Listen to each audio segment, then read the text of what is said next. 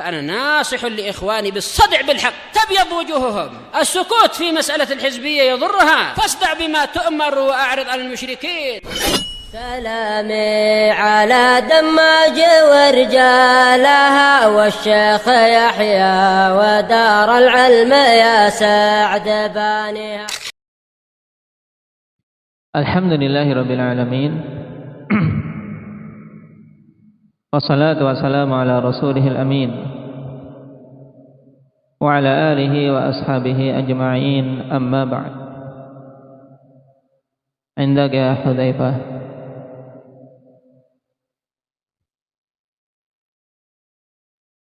Pembahasan kemarin kita mengambil dua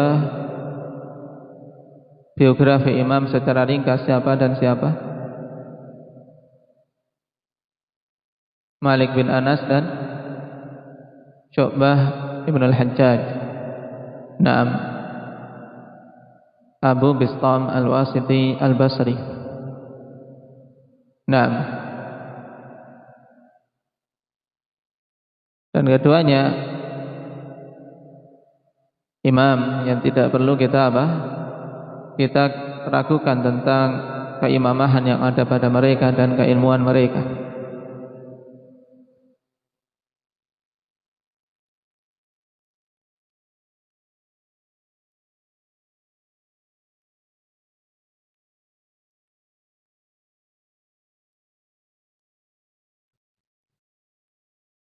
Dan mengenai Syu'bah bin al-Hajjaj, kemarin ada athar bagus seputar lughah Arabiyah, bagaimana perkataan beliau? Indak Ismail. Naam, ta'allamul Arabiyyah fa innaha tazidu fil aqli. Belajarlah bahasa Arab karena itu menambah akal. Ya, akalnya menjadi semakin kuat. Naam. Karena membuat akal kita berpikir. Tidak hanya sekedar ngapal. Kalau belajar bahasa Arab tidak cukup sekedar hafal. Antum hafal kaidah, hafal jurumiyah, bahkan hafal alfiyah taruhlah, tapi tidak paham, tidak bisa menerapkan pada susunan kata-kata yang diucapkan atau ditulis, maka tidak akan mampu mempelajari, tidak akan mampu memahami Arabiyah. Mengi'rab ini butuh apa? Butuh pemahaman. Makanya semakin banyak mengi'rab semakin kuat. Naam, semakin kuat. Maka belajar nahwu kalau tidak sering-sering mencoba mengi'rab, ya tidak akan berkembang. Antum dapat suatu kata, harus ditimbulkan dalam diri kita, ikhwan, apa i'rabnya? Nah, itu pertanyaan untuk melatih kita. Naam. Sekarang kita lanjutkan yang ketiga, wa Sufyan ibni Uyainah.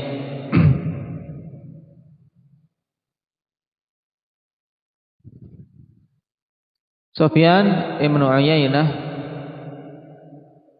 Abu Muhammad al-Kufi, yang beliau tinggal di Mekah. Thiqatun hafizun faqihun imamun hujjah. Hanya saja, kawan, beliau di akhir kehidupannya mengalami perubahan dari sisi hafalan karena ya ketuaan. Nah, di masa tuanya ada perubahan dari sisi hafalan.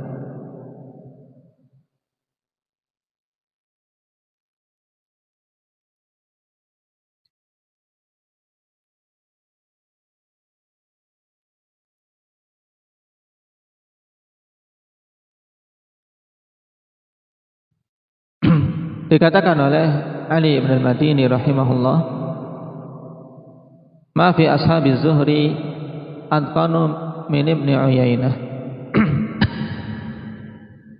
Enggak ada dari murid-murid Imam Zuhri yang lebih mutqin daripada Ibnu Uyainah. Nah, kalau kemarin berhubungan dengan Syu'bah, Imam Syafi'i mengatakan laula Syu'bah ma'urifa al-hadithu di mana? Bil Iraq. Kalau bukan karena Syu'bah maka tidak akan diketahui hadis di negeri Iraq.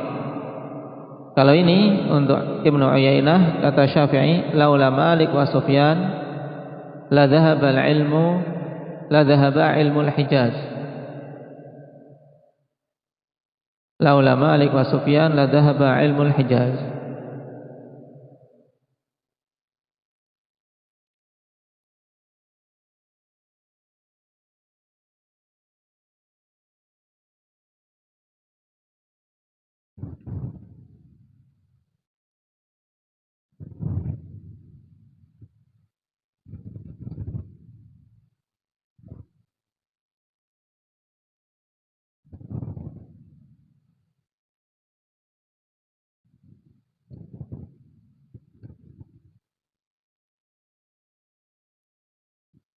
Karena memang beliau, ikhwan, adalah imam yang paling mengetahui tentang hadits-hadits Ahlul Hijaz, sebagaimana dikatakan Abdurrahman bin Mahdi, kana a'laman nas bi hadithi Ahlul Hijaz. Ya, betul-betul beliau menguasai. Makanya ketika terjadi khilaf, kita ambil faedah dari sini. Kalau itu hadis-hadis dari perawi-perawi Ahlul Hijaz, kalau terjadi khilaf antara Ibnu Uyainah dan yang lainnya, maka yang menjadi penentu siapa? Riwayat Sufyan Ibnu Uyainah.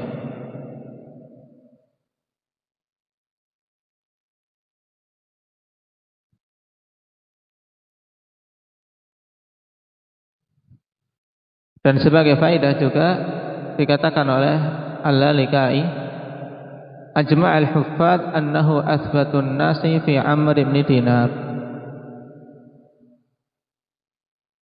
Athbatun nas fi Amr ibn Dinar. Ini terjadi ijma' di kalangan huffaz, yaitu orang yang paling kokoh riwayatnya dari Amr bin Dinar. Berarti kalau terjadi khilaf dari murid-murid Amr bin Dinar dalam periwayatan hadis, maka yang menjadi penentu hadis riwayat siapa? Sufyan Ibnu Uyainah ini.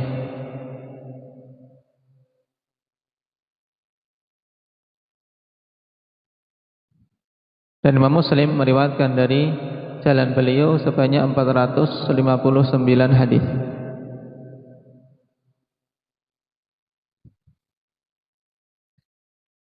Berikutnya Yahya Ibn Sa'id Al-Qattan. Yahya Ibn Sa'id Ibn Farrukh, Abu Sa'id Al-Basri, dilakabi juga dengan Al-Ahwal. Kalau pada sebagian hadis dikatakan Yahya bin Sa'id Al-Ahwal, ya Al-Qattan ini thiqatun mutqin, hafidhun imamun qudwah.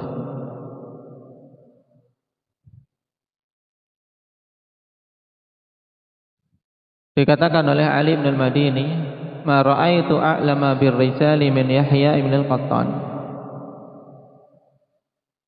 Ini termasuk di antara keunggulan Yahya bin Al-Qattan, ikhwan. Beliau betul-betul memahami tentang masalah rijal, masalah perawi hadis.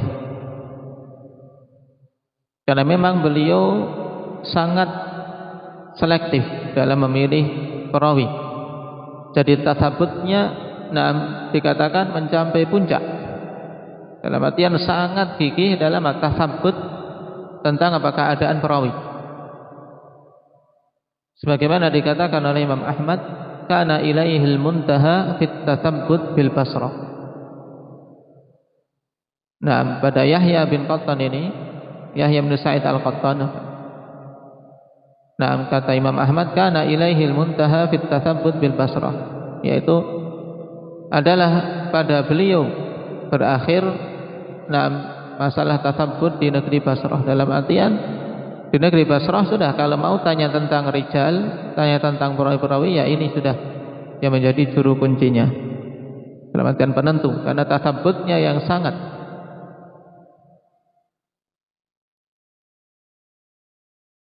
Dan beliau juga punya prinsip la yuhaddits illa an thiqah. Tasabut yang seperti ini tidak akan menyampaikan hadis kecuali dari seorang thiqah, sebagaimana ditegaskan oleh Al-Ijli rahimahullah.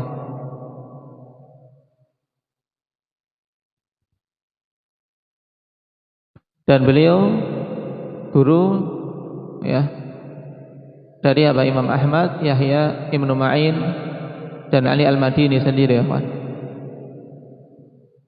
Ya, dari beliau ini para imam tadi mengambil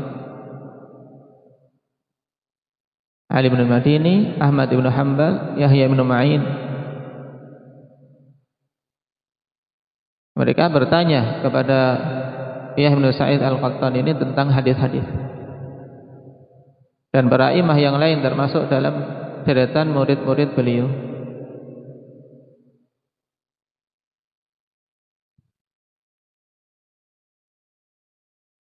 Sampai-sampai dikatakan fa idza takallama ansata lahul fuqaha. Ini ada faedah bagus dikatakan oleh Ibnu Ammar, kuntu idza nadartu ila Yahya Al-Qattan dhanantu annahu la yuhsinu syai'a fa idza takallama ansata lahul fuqaha. Kuntu idza nadartu ila Yahya bin Al-Qattan, dulu aku kalau melihat Yahya bin Al-Qattan, dzanantu annahu la yuhsinu syai'a, aku maka menyangka dia itu tidak bisa apa-apa. Kalau penampilan tidak meyakinkan, Pak. Ya, kata Ibnu Ammar, penampilannya kata beliau aku kalau melihat seperti orang tidak bisa apa-apa. Tapi fa idza takallama, kalau sudah bicara, ansata lahul fuqaha, maka para fuqaha pun terdiam mendengarkan beliau. Ini juga faedah penting dalam masalah masalah suluk, dalam artian masalah kita dalam hidup. Jangan terkecoh hanya sekedar penampilan. Nah, dan pada zaman sekarang banyakkan kebalikannya. Penampilan Masya Allah. Nah, tapi ketika bicara, pembicaraannya tidak bermutu. Ya, pembicaraan tidak bermutu. Yang dulu Syekhuna Yahya juga sering sebutkan kisah Abu Hanifah rahimahullah ta'ala dengan seorang syekh yang penampilannya Masya Allah, jenggot, kemudian baju, kemudian hayah, dalam artian penampilan top. Dalam artian Abu Hanifah sampai karena melihat penampilannya Masya Allah, ini termasuk seorang yang ilmunya luas, akhirnya beliau takzim, kemudian bersikap hormat dan seterusnya. Duduk pun juga tidak bisa sembarangan duduk di hadapan alim. Tapi ketika ngomong baru kelihatan. Ketika bicara ternyata pembicaraannya tidak menunjukkan punya ilmu. Akhirnya Abu Hanifah, sekarang saatnya aku menjulurkan kaki. Tadi silah bagus, tenang. Ketika dengar orang tadi tidak bicara dengan bagus, namun ternyata ini bukan ahlul ilm. Akhirnya dia duduk santai saja, kakinya selonjor. Jadi penampilan tidak kemudian melazimkan akhwani fillah seseorang itu punya ilmu atau tidak. Tapi memang yang menunjukkan tentang keilmuan dan yang lainnya, seorang terlihat ketika bicara. Makanya pembicaraan seorang talibul ilm hendaknya beda. Harus beda dengan pembicaraan awamun nas. Ini penting karena sebagian atau bahkan banyak dari para aba, mereka mengeluhkan tentang anak-anak mereka. Ketika telah pegang HP, ternyata tidak ada asar pembicaraan dengan sesama teman, baik di grup maupun di medsos. Iya, mondok. Tapi ketika pulang tidak ada asar. Bicaranya bicara orang jalanan. Ini tidak pantas. Tidak pantas. Nah, dan insyaallah semoga antum tidak seperti itu. Penuntut ilmu ya kawan, tiap di pondok ya penuntut ilmu, di rumah ya penuntut ilmu, di jalan ya penuntut ilmu, di pasar dia penuntut ilmu. Nah, baik, maka tunjukkan haibah yang punya ilmu, berbicara juga apa? Pembicaraan yang apa? Yang ada bobotnya. Ada bobotnya. Nah, ini penting. Karena memang seorang diketahui tentang bagus,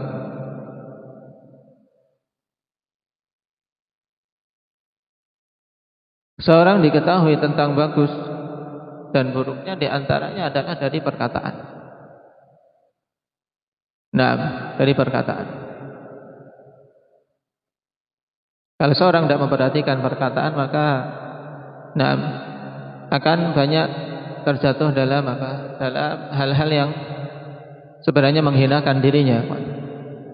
Nah, perkataan itu jangan seorang menganggap hanya sekedar apa? Perkataan lisan, tapi perkataan dari tulisan yang kita buat itu juga hukumnya hukum apa? Qaul. Nah, ini yang banyak tidak diperhatikan. Misalnya seorang berada di grup. Ada di grup itu ada 50 orang, 100 orang. Jangan seorang mengira karena di depannya itu cuma layar HP ngomongnya sembarangan. Bayangkan antum ngomong di hadapan 100 orang. Coba berani ngomong sembarangan enggak? Iya kan? Nah, ini harus diterapkan pada diri kita. Sekarang seorang mau komentar apakah di komentar di media sosial. Pikir itu. Karena ini yang saya mau posisikan kayak mau ngomong di siapa ini 50 orang, ngomong di depan 50 orang. Kira-kira mau ngomong kelelean enggak? Ngomong sembarangan enggak?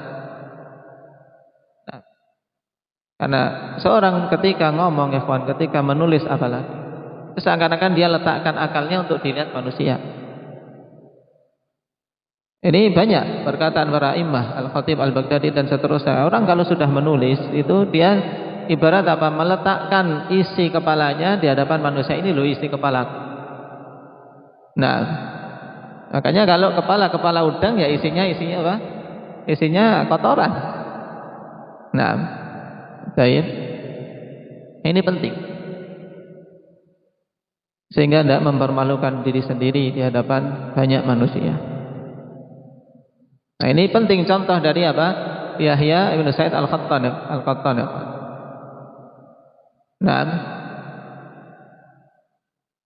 fa idza takallama ansata lahul fuqaha. Nah, disitulah ketika dia bicara ya, semuanya dia.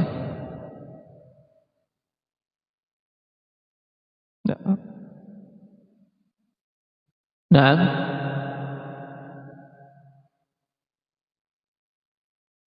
dikatakan oleh Al-Ijli rahimahullah, kana la yuhadditsu illa an thiqah. Ini jelas karena beliau puncak dalam tasabbut, dia apa? Tidak menyampaikan hadis kecuali dari thiqah.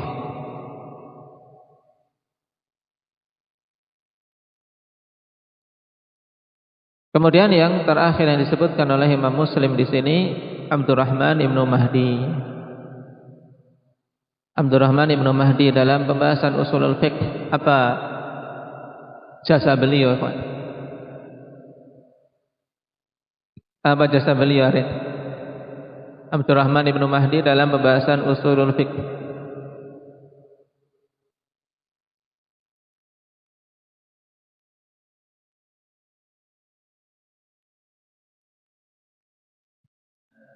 Ahsanta.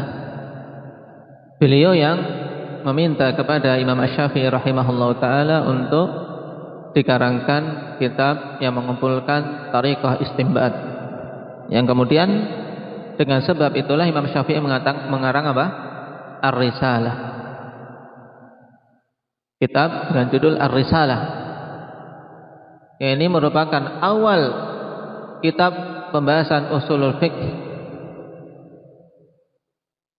Nah, jadi apa? Kitab awal pembahasan usulul fiqh. Kemudian setelah itu berkembang dengan apa? Dengan berjalannya apa? Berjalannya waktu semakin tertata. Ini diantaranya apa? Sebabnya adalah Imam Abdurrahman al-Mahdi rahimahullah ta'ala meminta kepada Syafi'i. Nah, di sini juga faedah penting. Nah, kalau kita perhatikan para salaf, mereka memang orang-orang yang betul-betul mengetahui kadar diri. Mereka mampu untuk apa? Untuk melihat dirinya, ya, kadarku seberapa, kemudian mampu melihat yang lain itu memiliki apa? Keunggulan di sisi mana. Abdurrahman al-Mahdi ikhwan, dari sisi biografinya beliau Imamul Hujjah al-Masyhur. Dari sisi ilmu hadis, dari sisi ilmu hadis beliau apa dikatakan a'lamu birkana Yahya bin Sa'id. Baik. A'lamu kana Yahya bin Sa'id a'lama birrijal wa kana Abdurrahman a'lama bil hadis. Ini ketika diperbandingkan oleh Ali bin al-Madini, memang Yahya bin Sa'id paling berilmu tentang masalah apa rijal. Tapi kalau Abdurrahman bin Mahdi lebih berilmu tentang hadis. Sampai-sampai beliau katakan, "Wa ma syabbahtu ilma Abdurrahman bil hadis illa bisihr." Illa bisihri.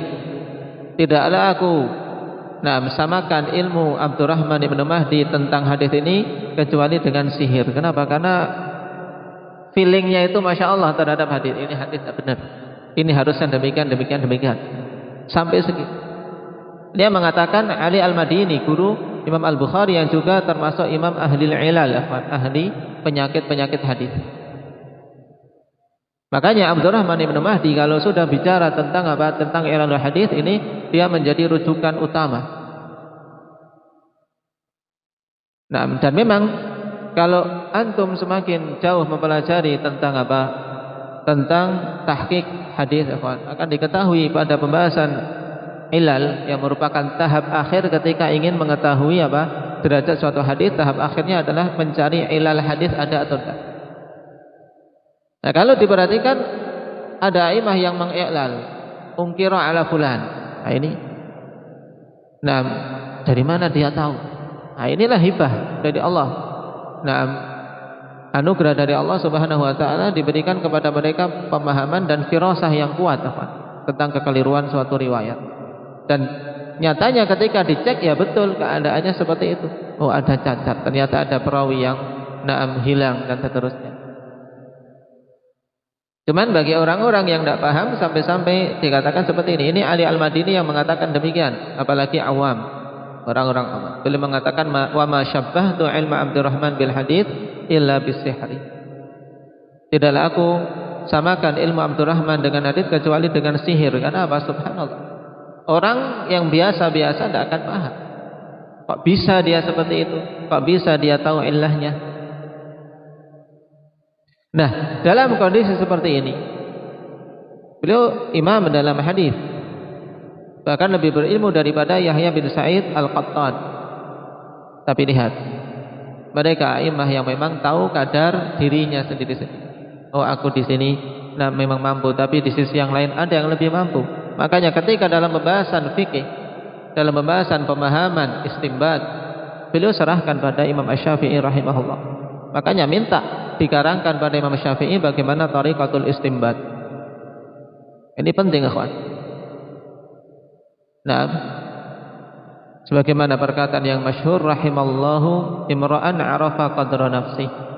Semoga Allah merahmati seseorang yang mengetahui kadar dirinya. Tapi pada zaman sekarang banyak yang tidak tahu kadar diri, apalagi mau memahami kadar orang lain. Kadar dirinya sendiri saja tidak tahu, apalagi mengetahui kadar orang lain. Bahkan terkadang kadar ulama tidak mereka pahami. Ini musibah.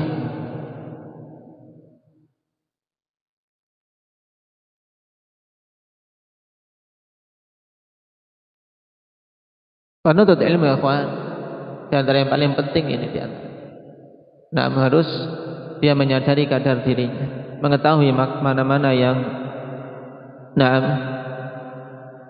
pantas untuk apa? Untuk diambil, ilmunya, mulazamah padanya dan seterusnya.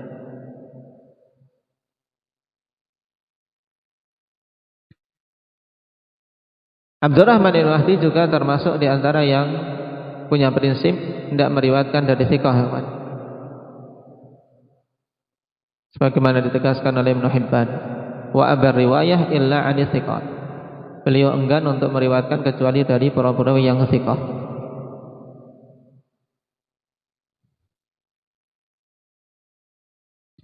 Imam Syafi'i rahimahullahu taala memuji dengan pujian yang besar untuk beliau, la a'rifu lahu nadhiran fid dunya. Aku tidak mengetahui seorang pun yang yang bisa semisal dengan beliau di dunia ini. Ini para a'imah saling memuji, saling mengetahui kadar saudaranya, kadar temannya, kadar muridnya, kadar gurunya. Tidak saling menjegal, tidak saling menjatuhkan. Kenapa? Karena memang yang diperjuangkan agama Allah, yang ingin dijaga, ingin dibela sunnah Rasulullah SAW. Bukan bukan gengsi sendiri ataupun kepentingan pribadi.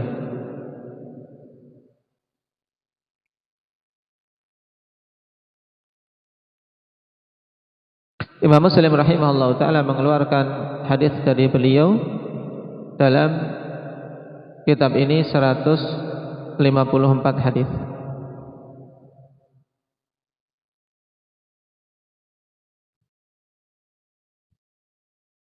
Nah, ini beberapa a'imah yang mereka dikenal kekokohan dalam dalam menyeleksi perawi. Sampai-sampai dikatakan tidak meriwayatkan kecuali dari thiqah. Walaupun tentunya terkadang thiqah di sisi beliau, ternyata di sisi para imam yang lain tidak thiqah.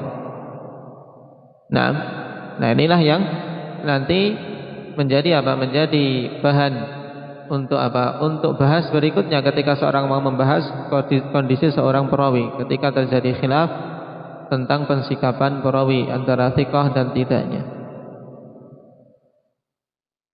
Dan sebagai faedah dalam kutubus sittah, orang yang bernama Abdurrahman bin Mahdi ya satu ini tok. Kalau antum melihat penyebutan Abdurrahman bin Mahdi dalam kutubus sittah, ya cuman yang sedang kita bahas ini Abdurrahman bin Mahdi, rekan dari Imam Syafi'i rahimahullah taala.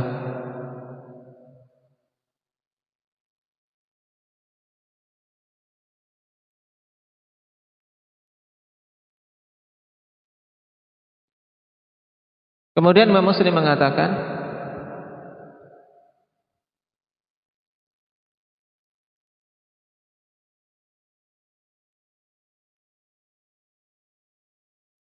wa ghairihi minal a'immah, dan selain mereka dari para a'immah. Ini sudah dibaca belum ini? Lamma sahula alaina al-intisabu lima sa'alta min at-tamyiz wa tahsil. Walakin min ajli ma a'lamnaka min nashril qaumil akhbar al-munkarah bil asanid ad-di'afil majhulah wa qadfihim biha ila al-awamil ladina la ya'rifuna 'uyubaha khaffa 'ala qulubina ijabatuka ila ma sa'alta. Nah ini ya. Tadi di awal paragraf ikhwan.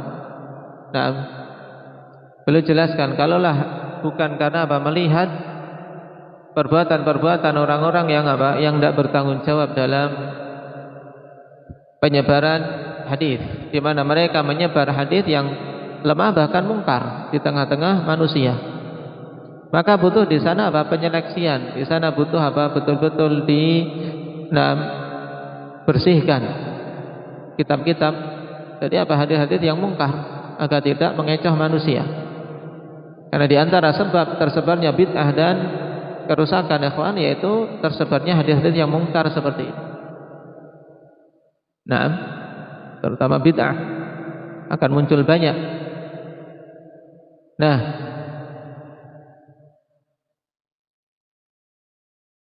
Tatkala banyak hadis yang dinukilkan dari selain para imam-imam yang terpercaya, maka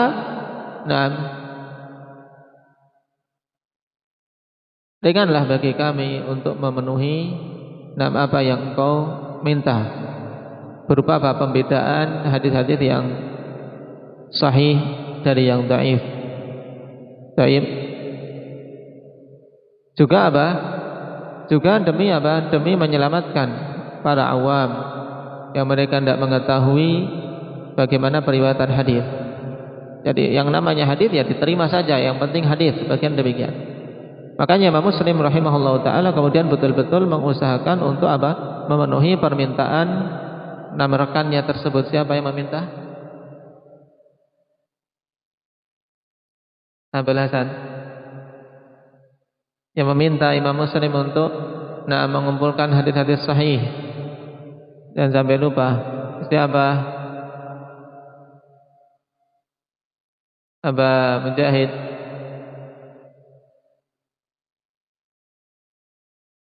Naam. Nah ini beliau yang meminta, Ahmad bin Salamah An-Naisaburi. Maka ketika mengetahui pentingnya tersebut, kata beliau, khaffa ala qulubina ijabatuka ila ma sa'alta. Maka ringanlah di hati-hati kami untuk apa? Meluluskan, yaitu untuk mengkabulkan apa yang kau minta, dan padanya barokah. Subhanallah. Dengan usaha Imam Muslim ini, akhwani fillah, kita lihat keberkahan yang luar biasa. Di mana kemudian umat betul-betul menerima kitab beliau. Ya, ketika sudah mendengar ini riwayat Muslim, maka tenang hatinya. Bahwasanya itu hadis yang sahih.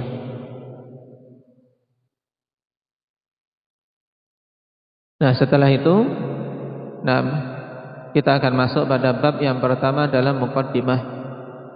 Insyaallah kita ambil pada pertemuan yang akan datang. Setelah kita membaca pengantar dari Imam Muslim rahimahullah taala tentang alasan beliau menulis kitab ini, dan sedikit penggambaran metode beliau dalam penulisan kitab, juga tujuan beliau apa. Ini tahu. Kenapa kita harus ketika belajar kitab tahu tujuannya apa? Ya, tujuan Imam Muslim mengarang Sahih Muslim ini apa? Kemudian sebabnya apa? Kemudian metodenya bagaimana? Nah, setelah itu baru kita masuk pada kitab yang beliau karang. Dan pada muqaddimah ini perlu kita perhatikan, sebelum masuk pada Kitabul Iman, maka itu masih dalam kategori muqaddimah. Muqaddimah Sahih Muslim. Dan muqaddimah Sahih Muslim ini, karena itu bukan inti dari kitab, Imam Muslim tidak memaksudkan padanya sebagaimana tujuan utama dikarang kitab, yaitu hadis-hadis yang sahih saja. Makanya dalam muqaddimah Sahih Muslim beliau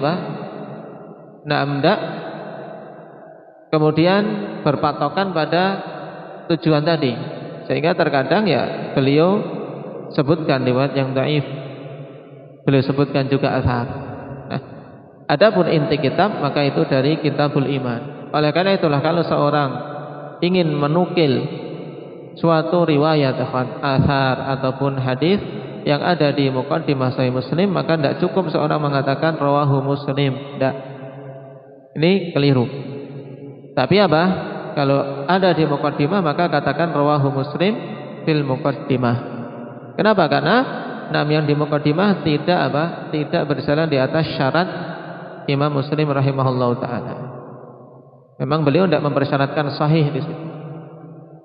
Yang dipersyaratkan sahih yang mulai dari inti kitab, yaitu dari Kitabul Iman sampai akhir kitab. Nah, ini perlu dipahami karena ini hal dasar dalam dalam kitab Sahih Muslim ini, dan sampai keliru. Barakallahu fikum, nasallallahu at-taufiq was sadad, walhamdulillah.